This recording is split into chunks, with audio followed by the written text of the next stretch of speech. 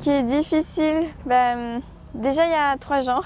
En français, on a le masculin et le féminin, et en allemand, il y a le masculin, le féminin et le neutre, mais qui ne sont pas forcément comparables avec la langue française. Il faut apprendre des déclinaisons, c'est un peu comme le latin, on est un peu moins compliqué parce qu'il y a moins de cas. La langue allemande, comme toute langue étrangère, ça fait peur. J'ai beaucoup d'élèves qui arrivent un peu sur la pointe des pieds, qui ne savent pas trop comment ça va se passer. L'enseignement frontal du professeur qui parle aux élèves, les purs cours de grammaire avec uniquement des traductions, des petits sketchs, on va dire sans grand intérêt, tout ça c'est fini. Et ce qui est très agréable, c'est de leur montrer justement qu'on peut prendre du plaisir à apprendre l'allemand et que c'est quelque chose qui est pas du tout traumatisant, qu'on peut faire en s'amusant. Le CH qui est le I.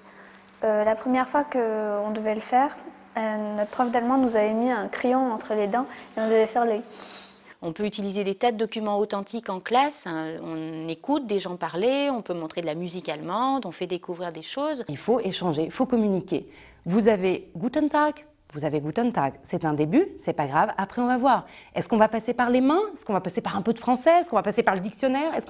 On verra comment vous faites avec la personne qui est en face de vous. Quand je connaissais pas un mot, j'en utilisais d'autres pour me faire comprendre ou avec des signes. Je pense que c'est facile de se faire comprendre avec des phrases très simples, même quand on est en 5e et qu'on a 12 ans. Pour moi, l'allemand, ça a une certaine simplicité dans le sens où c'est logique. Moi, ce que j'aime bien, c'est la logique. Quand je l'ai appris, j'étais tout de suite... il n'y a pas beaucoup d'exceptions, on sait très bien où on va. C'est pas dur l'allemand. C'est pas dur, c'est assez mathématique en fait. Quand on a 2 mots, par exemple, moi je prenais toujours l'exemple de kindergarten. On peut prendre 2 mots et les coller pour faire un seul mot en fait. Moi, donc, je suis dyslexique. J'ai mon médecin c'est vrai, qui m'a proposé de faire de l'allemand. Puis déjà, j'aimais l'allemand au départ et qui m'a dit que ça serait plus simple pour moi d'apprendre l'allemand. Pour ceux qui souhaitent apprendre l'allemand, c'est beaucoup de travail au début parce qu'il y a pas mal de choses à apprendre. Mais une fois que c'est appris, il n'y a pas de mauvaise surprise. La langue allemande a des origines communes évidemment avec l'anglais. Et donc, connaître l'un, c'est aussi avoir plus de facilité pour apprendre l'autre. C'est vrai qu'il y a quelques mots en allemand qui ressemblent beaucoup à l'anglais. Donc, il y a des fois, le professeur il va dire un mot, personne d'autre sait ce que c'est, mais ça ressemble à un mot en anglais. Du coup, voilà, j'ai compris. Donc... Ce qui est assez amusant en allemand, c'est qu'ils emploient pas mal de mots français et en les prononçant à la française. Par exemple, porte-monnaie, Il y a chance, garde-robe ou bien boulette. promenade. Voilà aussi, ils l'utilisent. Ils arrivent à avoir des mots pour beaucoup plus d'éléments que nous.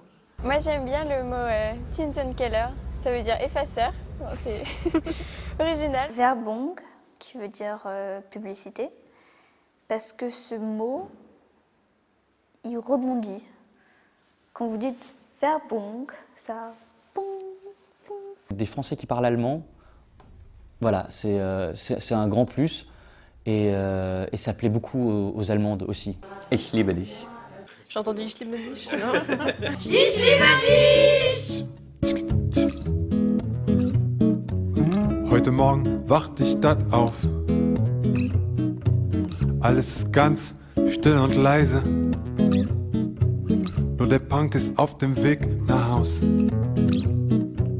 Und ist froh, komischerweise. Eine Bierflasche in der Hand. Nimmt ihm der Hund ohne Leine. Überlegt, wie er die Party fand. Heute fühlt er sich gar nicht alleine.